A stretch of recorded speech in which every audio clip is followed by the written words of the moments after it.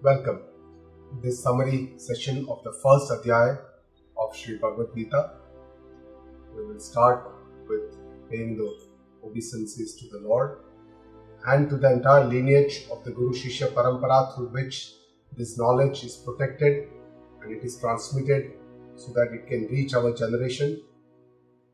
I'd like to pay respects to my Guruji, Pujya Guruma, with whose grace I am able to learn the scriptures and I'll be sharing my understanding with you.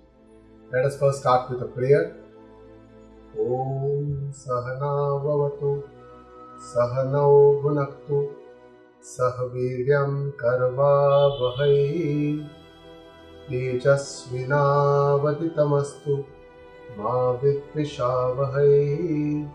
Om Shanti Shanti Shanti.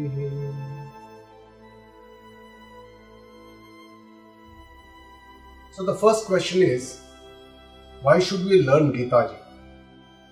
Sri Bhagavad Gita, it is also called as a celestial song or God's own song. It grants us all that wishes that we yearn for in our lifetime.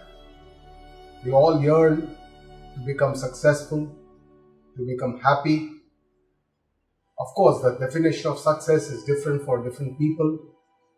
We have a lot of struggle in our life.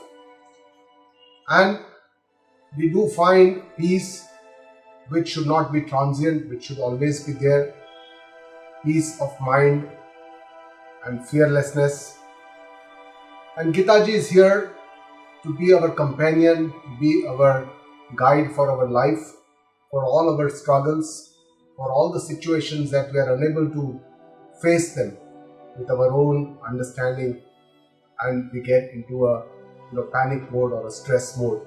So it helps us to overcome a lot of our attachments which are considered to be the root cause of many of our problems, day-to-day problems, which blurs our vision, does not allow us to see clearly, to think clearly, and Sri Bhagavad Gita helps us to overcome all these attachments. The uniqueness of Sri Bhagavad Gita is in its simplicity compared to the scriptures like Upanishada, of which Bhagavad Gita is a summary of these Upanishadas. But Upanishadas and Vedas and the other Brahma Sutras and the other scriptures are much more difficult to understand for mortals like us. And that's why Bhagavad Gita is relatively much simpler. Being simpler does not necessarily mean that it is not deep. It has a profound meaning. Each shloka has a very deep meaning, and this can be deciphered only from the mouth of the learned Guru, who can actually make us understand the profound meaning behind each shlokas. Bhagavad Gita is also like an ocean. When we dive deep into it, we can find different pearls all the time. And every time we'll find a newer meaning, a different meaning that can help us to understand the nuances of life. Not only it is simple and profound, but it is also very sweet and very beautiful. That Madhurya Ras is always there whenever we get into this. We never find it boring. It's a very friendly dialogue between Shri Krishna and Arjuna. And that's why it comes from the heart of Shri Krishna for a friend, from a friend. And that's why it is very, very beautiful as well. Sri Bhagavad Gita is divided into 18 chapters, which are also called as 18 Adhyayas. The number 18 also has a lot of significance. The Mahabharata Yuddha, or the battle, went on for 18 days. Total number of the divisions of the Kaurava and the Pandava Sena were also 18. Kaurava Sena was 11 divisions, what is also in Sanskrit called Gyara Akshauheri Sena, and Pandava Sena was 7 divisions. But the 18 chapters of Sri Bhagavad Gita are divided in the first 6, which are predominantly related to our actions. That is, it's also Karma Pradhan. Of course, there is a lot of Gnana, Bhakti also is taken into consideration, but predominantly it is karma or action oriented. The next 6 is more bhakti oriented, and the final 6 adhyayas or chapters are predominantly about the Atma Gnana, the self-knowledge, and that's why it is a Gnana Pradhana. So in a nutshell, the first adhyaya is also called as Arjuna Vishada Yoga. It's a prologue to the entire Bhagavad Gita, where Arjuna, when he comes to the battlefield, gets into attachment, moha, and becomes very sad, dejected, despair. And in this despondency, Lord Krishna then gives him the message of his life in the second adhyaya. So second adhyaya is also called the Sankhya Yoga. Sankhya is a part of the knowledge tradition. So Sankhya means the knowledge. So the main crux of the second adhyaya is the Gnana Updesha that Shri Krishna gives to Arjuna. And this is like a summary of the entire Bhagavad Gita. It covers most of the important subjects that Lord Shri Krishna is going to cover in the next adhyayas. So it is summarized in the second adhyaya. And then from the 3rd to the 17th chapters, there is more detailed description of all the different aspects that Shri Krishna is going to cover about the Jiva, the Jagata, the Parmeshwara, the Vishwarupa Darshana, the Daivi Sampatti, the Asuri Sampatti, the Sattvika, Rajasika, Tamasika, Guna, Karma, Vibhaga. All these important subjects are going to be covered in the 3rd to the 17th adhyaya. And finally, 18th adhyaya also summarizes what Shri Krishna has already said in the rest of the adhyaya. So this is in a nutshell how what is the the composition of Sri Bhagavad Gita. Let us start with the first adhyaya, which is the Arjuna Vishada Yoga, which is very important because it forms the background of the battle and it forms the background of Sri Bhagavad Gita. It tells us about the psychology of both the sides, the psychology of the Pandavas and the psychology of the Kauravas. We will talk about it today in the summary. And it helps us to understand my own mind. Whenever thoughts come up in my own mind, where I need to improve, whether these are my vices, these are my virtues, Asuri Sampatti or Daivi Sampatti, based on that, I will come and understand about my own mind. And Arjuna, when he comes to the battlefield, develops this attachment, moha. But Duryodhana, though he is placed in a similar situation, though he is on the opposite side of the army, but faced in a similar situation that he also has to fight with his cousins, but he does not get moha. On the contrary, he has a lot of ahankara, ego, pride, and a lot of asuri vrittis. And that shows the difference between the two, the difference in the dharma. Arjuna has a strong faith and understanding of dharma, whereas Duryodhana does not have that. And that's why Arjuna becomes the candidate to hear this message of the Lord in Sri Bhagavad Gita. Because Arjuna has faith in dharma, his mind sometimes does not want to follow dharma, and that's why there is a tug of war. Even in our own minds during our life, this tug of war happens. On one side, it is the righteousness or the dharma which pulls us towards doing something which is correct, which is right, which I should do. And on the other hand, my mind pulls me towards something that I want to do, I love to do, I like to do. So this struggle is eternally present in our life, and how to come out of this struggle is the central message of Sri Bhagavad Gita. Arjuna here is the candidate because he is a person who gets confused, he is undecided, and he has a struggle in his life. So whenever there is a struggle which may have been created, but when we land up in that situation, then that is the time that this message becomes helpful for us, because attachment is the root cause of bondage, and to relieve us from this attachment, this is the ultimate message of the Lord. The first adhyaya is more like a story before the main teaching, and that creates enthusiasm amongst the listeners. A kind of curiosity is ignited, and eagerness develops in the mind of the listener, and interest develops to further understand what is coming up. And this also shows the deserving candidate. The Arjuna is the deserving person, not Duryodhana. And it also tells us about the subject matter, what is going to be covered. Vishada. Vishada is because of the moha, and moha nivrutti, or moha which comes out of the ajnana, or the ignorance, which is the root cause of all the problems according to our scriptures. And this can only be relived by the knowledge, the Atma Gnana, and that's why that's the central subject or the message of Shri Krishna.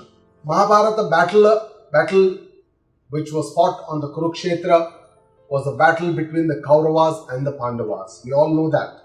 But the spiritual or the tattvic meaning of this battle is that this kind of battle goes on in our mind all the time between the Daivi Sampatti, our virtues, and the Asuri Sampatti, our vices, all the time. So they keep fighting with each other, and who is overpowering who, that is a question of debate. That also depends on a lot of our sanskaras, our impressions, our mind, our intellect, how it works, and how we are able to control our mind and our intellect. So these Asuri vrittis or feelings that make us what we like to do, what we want to do, make us independent. But this independence is also called Swachhanda. And this is without any control, without any niyantrana. And that's why I become the slave of my own mind. My mind does not have any control over me. Actually, my mind controls me. And that's why I'm likely to disturb not only myself but others as well as the nature. And this may give me an immediate happiness but later on this can make me miserable. On the other hand, people who have Daivi Sampatti, which are the virtues which are more predominant than the vices, they are independent in a different way. In English, we term both these as independent, but they are poles apart. One is Swachhanda, where the mind is the controller, whereas the other is a Swatantra, where the mind is under control and with Sanyama, with the control of the mind. And this is very important. With this, the person has all the sattvic, Daivi Sampatti, like helping others, being kind, being compassionate, acceptance, morality, honesty, simplicity. And this person is not likely to disturb others or the nature and may have difficulties in the early part of the life, but later on will develop bliss and happiness in life. The summary of the first Adhyaya, the first 11 shlokas, talks about the description of the different armies, and it starts with Dhritarashtra, we'll come to that. And then everybody on all the sides, the Pandavas and the Kauravas, they blow their conches. So essentially, it signifies the beginning of the war. And then Arjuna observes the Pandava army, tells Shri Krishna, take my chariot to the center of the battlefield. I want to see what is happening. I want to see who are my opponents. And finally, he becomes dejected, he becomes despondent, despair, and he develops sorrow. And this is because of the attachment, the moha, and that is expressed in his words. So traditionally, Shri Bhagavad Gita starts with this Dhyana Shloka. We'll start with this Dhyana Shloka.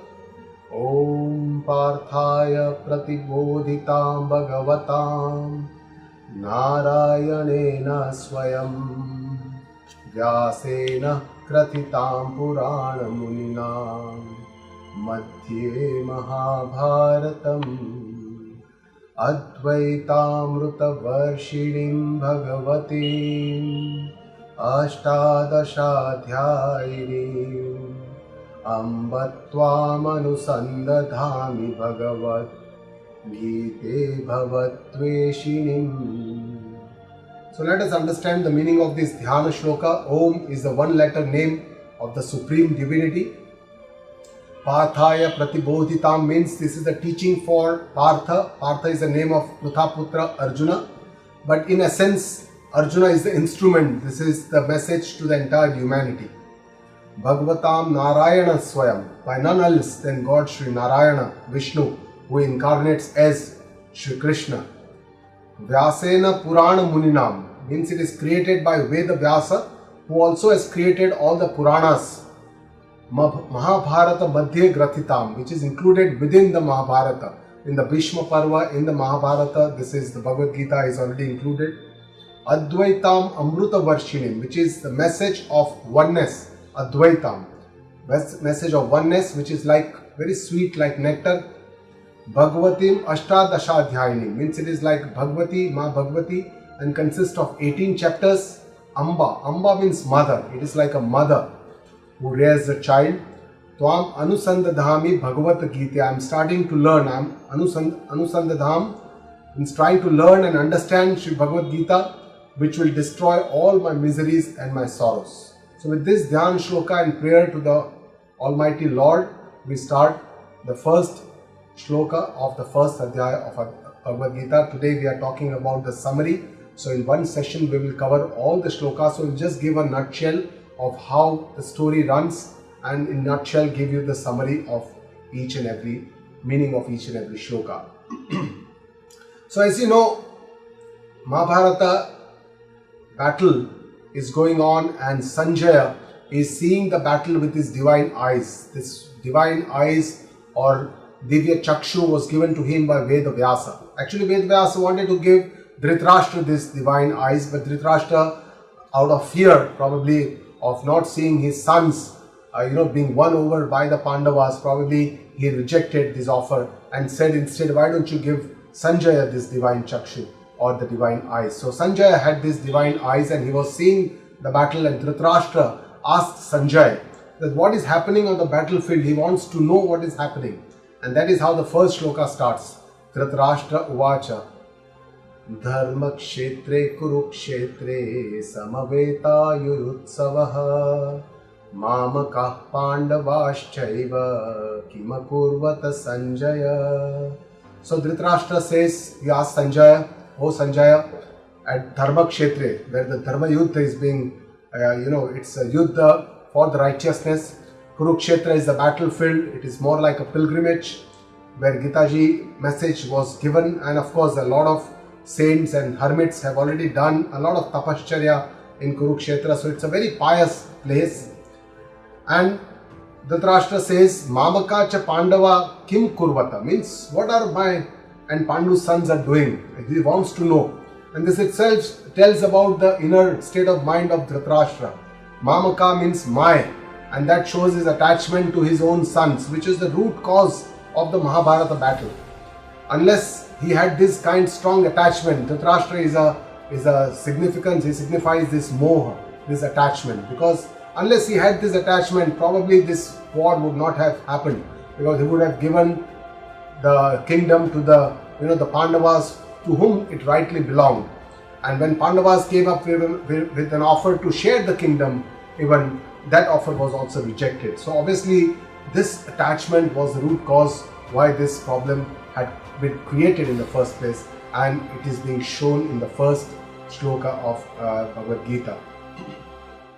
In the next shloka, Sanjay says, Drashtva tu Pandava nikam yuddham duryodhanastada Acharyamupasanghamya Raja Vachanam Apraveet. This says Duryodhana, he goes to Dronacharya and speaks these words. So Duryodhana tells Dronacharya that why don't you see this very large Pandava army where the Drupada Putrena Yudham, who is already they are made in a formation, and Drupada Putrena Drushtadumya was the prime, he was the commander in chief of the Pandava army. So he says he is your Shishya. He tells Acharya Drona, who has been an teacher of Arjuna, who has already learned of Duryodhana, who has already learned all his archery and everything from Dronacharya. So he goes to Dronacharya and says that you see this very large Pandava army which is being commanded by your Shishya, your disciple, Drushtadumya, who is Drupada's son. And actually Drona had an animosity with Drupada, where they had, learned their childhood, they had spent together, they were good friends. And that's why this suggests that he is pressing the right button, and this is an Asuri Vritti, this is the vice that he's pressing. He's trying to pressurize his teacher, just making a taunt, kind of telling him that it was not worth training your disciple Drupada Putra Drushtadumya, who is now standing in front of you and has become the commander-in-chief of the opposite army. So that is what it means. And then he shows the main warriors of Pandava army to Dronacharya. He describes all the Bhima, Arjuna, Yuyudhana, Virata, Drupada, Kashiraja, Shaibya, all the other Vikranta, Uttama Moja, all the warriors of the Pandava army. He tells Dronacharya, Duryodhana is talking to Dronacharya and showing him all these warriors of the Pandava army. Then Duryodhana shows warriors of his own army, and he says, even my own army, I am telling you just for your own understanding or for your knowledge, I am telling you, Drona. He is telling Dronacharya, for your knowledge I am telling you. Of course, Dronacharya knew who are there, the warriors in their own army, and this was a very disrespectful way of speaking to one's own teacher. But this also shows the Asuri Vritti of the Kauravas and Duryodhana in particular. And then he says, Bhavan Bhishmascha. So he says, Bhavan means you, Duryodhana, you, Bhishma, Karna, Krupa, all these are my warriors. And Ashwathama and all these. So he describes in just one shloka, he described the Pandava army in 3 shlokas. Here he is describing his own army in just one shloka. That also shows the Asuri Vritti, a vice, in the mind that, my opponents are much more stronger. And this comes from some kind of a fear that Duryodhana is having. And that's why he's coming to Drona and talking about it. Just like a child, when he's fearful, he goes to his parents and starts talking. So similarly, that's the opening of Sri Bhagavad Gita. Then he says, there are many other in my army who have come, and those who have given up their life for me. He says, Madarthe tyakta jivitaha. So for my sake, these all my warriors have given up their life. This also shows his Asuri Vritti, his self-centered thinking, his selfish thinking, which has created this problem in the first place. And this shows the mansikta or the psychology of the Kauravas. And then he compares both the armies, and this is also out of fear. He says, he shows his own army as being superior to Pandava's army, and he says, our own army is aparyaptam, which is guarded by Bhishma, and their army, that is the Pandava's army, is a limited army, paryaptam, and which is guarded by Bhima Virakshitam. So he compares these two armies and is trying to say that our army is unlimited, and this shows his ego, his pride, and that is also Asuri Vritti that is being shown of Duryodhana. So Duryodhana tells his army to protect Bhishma from all the sides in the next shloka, and that is because Bhishma is the commander-in-chief, he is a great warrior, he is so strong that he could destroy the entire Pandava Sena in a few days. That is the strength of Bhishma, and that's why Duryodhana tells all his army men, even Dronacharya and all his other army people, to protect Bhishma from all the sides. So Bhishma Pitama is seeing all this from a distance, that Duryodhana is talking to Dronacharya, and probably he feels that this doesn't look like a very healthy discussion, and that's why what he does is he roars like a lion, Sinhanadam Vinadyoche, and he blows his conch very loudly, and this is to make Duryodhana happy. Sanjay Nayan Harsham Kuru Vruddha Pitamaha. And then after that, after Bhishma Pitama blows his conches, which signifies the beginning of the war, a lot of other Kaurava army men or warriors start blowing their own conches, and then there are a lot of drums playing, all different types of drums are playing, and this makes a very loud noise. Tumula Bhavat, Shabda Tumulo Bhavat. That means it's a very loud noise is created, and this is like a war strategy, this loud noise they create to suppress or depress the opposition army. But the opposition army is the Pandavas. They are not somebody who's going to get afraid or upset. So then what happens is the next shloka, the Pandavas, they start blowing their conches, and out of these, the first one who blows the conch is Krishna, Madhava, and then Arjuna is the next to blow his shank.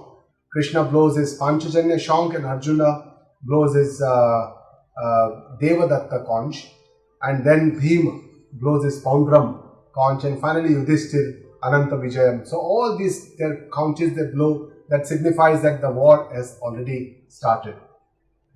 So all the other Pandavas also blow their respective conches. The Shikhandi, the Drishtadumna, Virata, Satyaki, all Drupada, all these they blow their own different respective conches. And this creates a very fierce sound. And it's this shloka, the next shloka says that this sound pierces the heart of the Kauravas. Sagosho Dhatarashtanam Radayani Vadaraya. This tumulo, Veldayan, which spreads all over, not only in the world but even in the sky. This big sound. And then the next shloka, Arjuna, he lifts his Gandiv, his bow. Gandiv is his very great bow, which was being, with the Devatas for thousands of years. And he has this Gandiv, which is one of the best bow and arrow, and he prepares for war. He lifts up this Gandiv, and he wants to see the sons of Dhritarashtra, his opponents. Kapidwaja is the name of Arjuna. There is, Hanuman is sitting on his flag. That is why his name is also Kapidwaja. And then Arjuna tells Krishna to take his chariot to the center of the battlefield as he wants to see his opponents. And Arjuna literally commands Shri Krishna. Of course, nobody can command the Lord. But here, Shri Krishna is the charioteer and Arjuna is the Swami, he is the Rathi. So he, in that sense, in that equation, at the moment, he can give an order to Shri Krishna. He says, Sanayor Ubhayor Madhye Ratham Stapaya Mechyuta. Here, Achyuta is the name of Shri Krishna, who does not swerve or deviate from his ultimate goal or vision of life. He's always in control of himself. He never deviates from his path. That's why he's also called Achyuta. So he says, take my chariot to the center of the battlefield, O Achyuta. That's what Arjuna tells Shri Krishna. And Arjuna says, I want to see all my opponents. And in these two shlokas, he says that I want to see not only the opponents, but all these Kauravas whose thinking is distorted. Durbuddhi, Duryodhana, Dhritarashtrasya children who are Durbuddhi. Durbuddhi means they are wicked. Their thinking is distorted. So I want to see all these people. So far, Arjuna is ready to start the war, and then now a twist is going to happen in this situation. So when Arjuna told Krishna, Krishna takes the chariot to the center of the battlefield and he parks the chariot right in front of Bhishma, Drona, Pramukhata, Sarvesham cha Bhayikshitam. And that's why Arjuna is able to see all the opponent warriors in the Kaurava army. And with this, Lord Krishna tells Arjuna, Kurun Pashya, you see all these Kauravas, he tells Arjuna. And this is almost like pressing the right button, as if Lord Krishna was waiting for this moment. He already just, there was a balloon and just pierced this balloon, something like this, and there is entire changeover in the mind of Arjuna. He now cannot see the warriors who are standing in front, but he starts seeing his own relatives. And this is because of the Raga Drashti.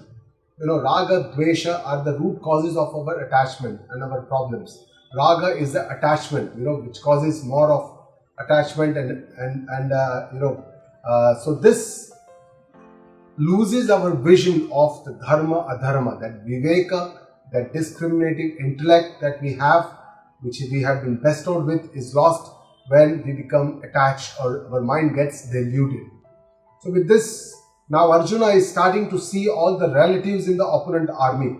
He's seeing his Pitrus, his Pitamahan, Bhishma. He's seeing his Acharyas, the Krupacharya, Dronacharya. He's seeing all his maternal uncles, his Putra, Pautra, his friends, his father-in-laws, all these people. He sees all Sarvan Bandhun Vavasthitan.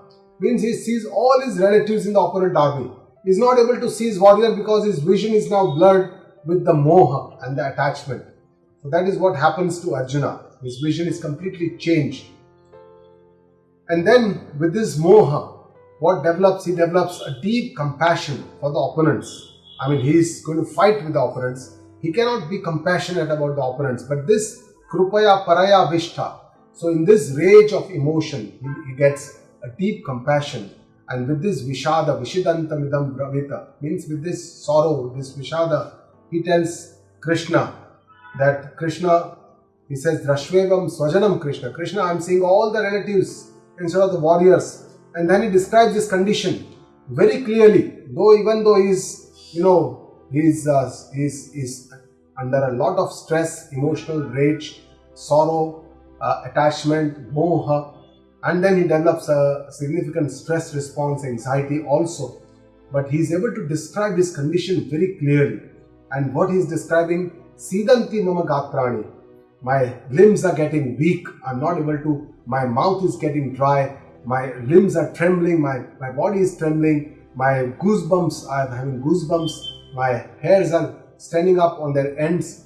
My Gandiv, my bow is slipping out from my hands. My skin is burning and I'm not able to stand up. And my mind is going round and round, going round and round. So he describes this condition to Shri Krishna very well. It's almost like a severe stress response that he has got. And Arjuna starts talking about the opposite result of the war, the Viparitani. He sees the other side of the war. He cannot see what is to be done, what is needed. He sees no benefit in killing his relatives. And he says, I cannot see any Shreya. By killing my relatives, I will not get any betterment, I will not progress. And he develops a kind of a vairagya, a dispassion.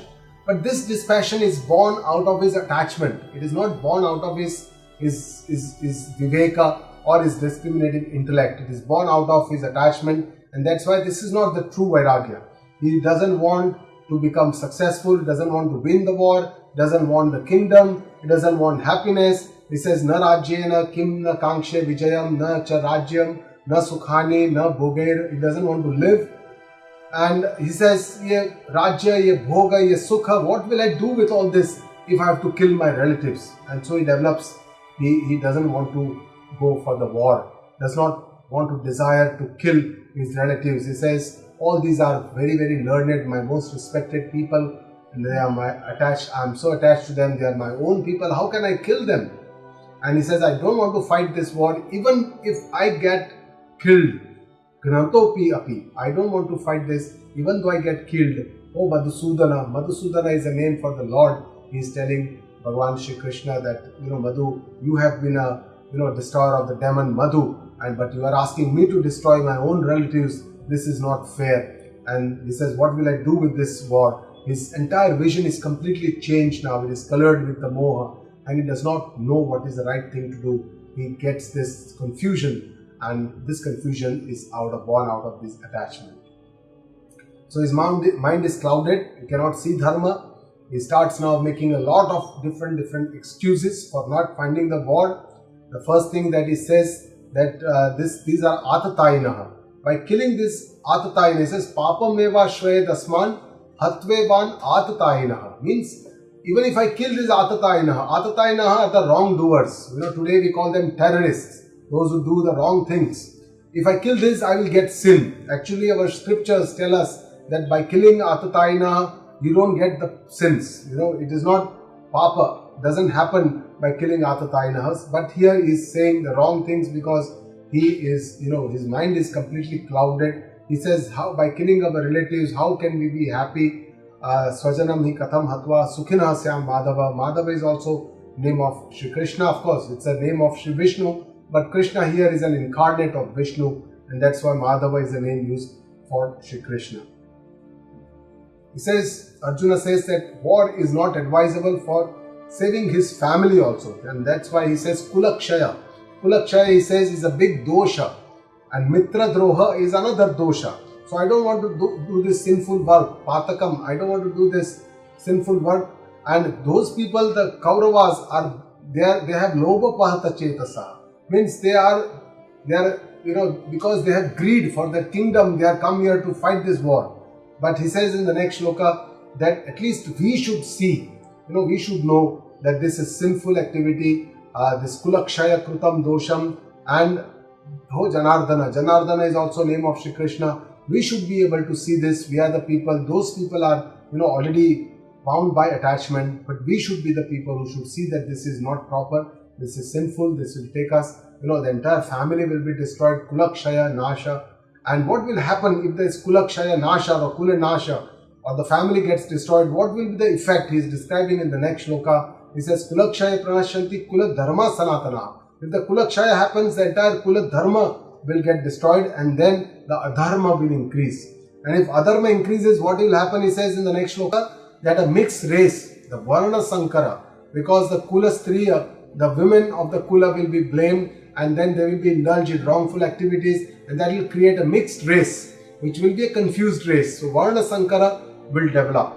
And the next shloka says that Varna Sankara, if they develop, they will not keep the dharma, and that's why the ancestors for whom the post-death rituals should be done, like Pinda, Kriya, all this Tarpana, and all these rituals will not be possible, it will not be done. And the Pitaro also Patanti, that means they will have a downfall, they will not develop a good peaceful state, and all these ancestors will not have peace. So he goes on to describe, and this also shows that Arjuna, has a lot of faith in the Dharma. He actually has a faith in the Dharma, the Shastra, all the Vidhis that has been shown in the Shastra. He has this faith, but the problem is that he is engulfed with a lot of emotions, the attachment, moha, and that's why he has a sorrow, and that's why he's developed this kind of attachment. It is not that he's having a fear. He knows he's a great warrior. He can win with the help of the other Pandavas and Shri Krishna. He knows that they can win the war. So it's not born out of fear, but it's born out of the attachment. So then he says that if the Kula Shankara, Varna Sankara dosha, this can actually, the entire Jati Dharma and the Kula Dharma will be destroyed. Means entire family Dharma, all the caste Dharma, everything will be uprooted. There won't be any Dharma which will remain. So this also shows that his vision is completely changed. Where it is Dharma, he sees Adharma. Where it is Adharma, he is seeing Dharma. And with this, he says what will happen when the entire Kula Dharma is destroyed. Narake Niyatam Vaso, means the people of this, our family, will have to stay in the hell for a long period of time. And this is what I have heard. He says, I don't know whether this is written in the scriptures, but this is what I have heard, that when the Kula Dharma gets destroyed, people in the family have to stay in the hell. And this is of course very painful, because there is a lot to endure in the hell. There is a lot of pain. And Arjuna is showing all the possible adverse effects. At this time, it is important to understand and realize that Krishna has been listening to all this ranting that Arjuna is doing very silently, without speaking a single word, and is not even making any expression to Arjuna. So Arjuna keeps on talking about all the possible side effects of all this. He's going to war, or he's going away from the war. And the next shloka, Arjuna says it is better Duryodhana kills him, and I don't want to fight this war. He decides, finally takes a decision that I don't want to fight this war. And in the final shloka, the 47th shloka, Sanjaya Uvacha Eva Muktva Arjuna Sankhye Rathopastha Upavishata Visrujya Sasharam Chapam Shoka Samvigna Manasaha. So here, Eva Muktva Arjuna Sankhye, after saying all this, Arjuna goes to the backside, Rathopastha. Ratha Upastha means the backside of the chariot. Upavisha, sits down. Visrujya Sasharam Chapam, his bows and arrow both he puts down. And Shoka Samvigna Manasaha. So he becomes very sorrowful. There's a lot of despair. He's so vyakul. He doesn't know what to do. He's very confused. And finally takes a decision that no, enough is enough. I don't want to fight this war. Even though I get killed, even though they kill me, even though I don't have to put up any weapons, it's better that I don't fight this war. With this, we come to the end of the first Adhyaya. Arjuna Vishada Yoga is the name of this first Adhyaya, and it is customary to recite this Adhyaya Pushpika at the end of every Adhyaya. Om Tat Saditi Srimad Bhagavad Gitasu Upanishadsu Brahma Vidyayam Yoga Shastre Shri Krishna Arjuna Samvade Arjuna Vishada Yogo Nama Prathama Odhyayaha. And it is also customary to recite this last shloka of the 18th Adhyaya, which is the end of the teaching of Lord Shri Krishna after every Adhyaya. Sarva Dharman Parityajya Mamekam Sharanam Praja Aham Tva Sarva Papebhyo Moksha Ishyami Ma Shuchaha. So again, to revise the first Adhyaya, first 11 shlokas, they see both the sides describe the army, and then they blow their conches, which signifies the beginning of the war. And then Arjuna sees the Kaurava army, asks Krishna to take his chariot to the center of the battlefield, and then finally, after seeing all this, he gets attachment to his own relatives, does not see that these are warriors, and with this he becomes very sorrowful, makes some cowardly statements, and then sits down on the backside of his chariot and decides that he doesn't want to fight for this war. And from here, the second Adhyaya will start, where Lord Krishna will start his message after the first 10 shlokas, which describes The same condition when Lord Krishna tells Arjuna, why in this battlefield at this stage you have developed this kind of an attachment, why don't you get up and start your war? But he does not do that, and finally Arjuna accepts his Shishyatyueham Shadimam Tvam Prapannam in the 7th shloka of the 2nd Adhyaya, and from the 11th shloka Lord Shri Krishna starts his message and his teachings. So with this we come to the end of the 1st Adhyaya. Guru Brahma, Guru Vishnu, Guru Devo Maheshwara, Guru Sakshat Parah Brahma, Tasmai Shri Guruve Namaha. Om Purnamada Purnamidam Purnaha Purnamudachyate Purnasya Purnamadaya Purnameva Vashishyate. Om Shanti Shanti Shanti.